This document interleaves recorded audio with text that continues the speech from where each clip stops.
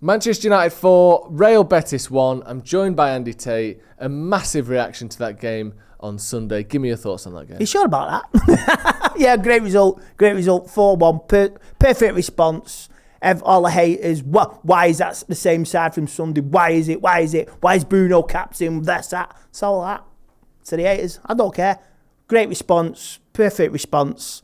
And basically, 1 foot in the quarterfinals. I'm quite happy with the response, and it was a great performance from start to finish. They had their 10-minute spell. We had that half an hour where we should have been 2 goals up. They could have been 2-1 up with David De Gea as well making a mistake. But that great goal from them through the eye of a needle. Bit of a controversial, was it on ball? But yeah, job done. That's all you can do. You can only beat what's in front of you. Couldn't have asked for much more than that, really. Because the first half, obviously Rashford scoring again, which almost I know he's 25 goals for the season now, extending that sort of, the fact that it's his best season. But it almost goes under the radar now that Rashford's scoring, doesn't it? Because we're so used to it. Like, the focus in my head is all on Weghorst and Anthony's goals, but Rashford scoring again is obviously great to see, isn't it? Yeah, but you'd rather go unnoticed and keep doing it, innit? Yeah. It's like everything. If it was Mbappe, everybody, Mbappe's Mbappe, or somebody else like this, that, or the other. You know what I mean? But he's doing it quietly and silently, like a shark. Yeah. Love it. Got the taste for it. Came out second half, completely dominated the game. How impressed were you that this team, and you said it before, unchanged team, managed to have the sort of mental strength and sort of physical strength as well, because there was talk of them being too fatigued to win another game this season. To be able to come out second half and just dominate like that was impressive, wasn't it? Oh, quite impressive. I say it's amazing how the haters coming out. Like you said, they've all gone back in, scurrying under their little holes.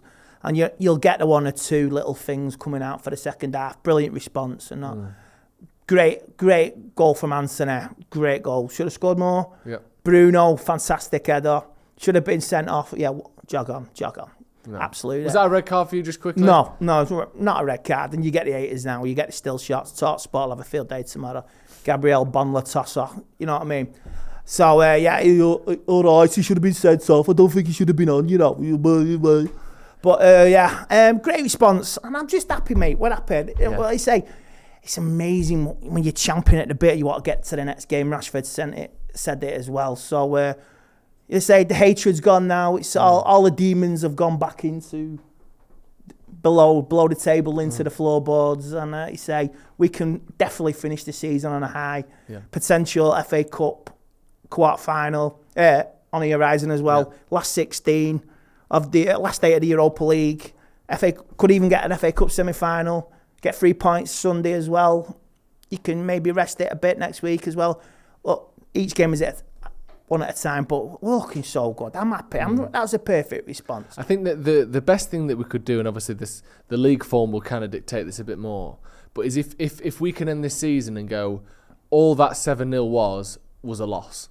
Do you know what I mean? If it becomes more than that, if it becomes the start of this, or capitulation, that like all the things we've seen over the last 4 days, which we have seen, then obviously it will mean it will be a bigger deal. But if we can look back and go, yeah, that was just 3 points dropped rather than anything more, that would be a massive sign of sort of how good Ten Hag is and how much this team has improved over last year, when it felt like every time we lost, it made the next game more likely to lose and the next game more likely. And I think we ended the season with 4 away losses in a row. 25 That's good, shots. isn't it? That's good. Yeah. And we got a crazy big Dutch bastard who's fucking bagged one at the Stretford end. You're talking about Weghorst. Oh, yeah, absolute, like you say, absolute beanpole. He tries his heart's brilliant. He's a workaholic. Yeah. You love that in any workforce, wouldn't you? He's a workaholic. Yeah. And he got his goal. All right, he scuffed it.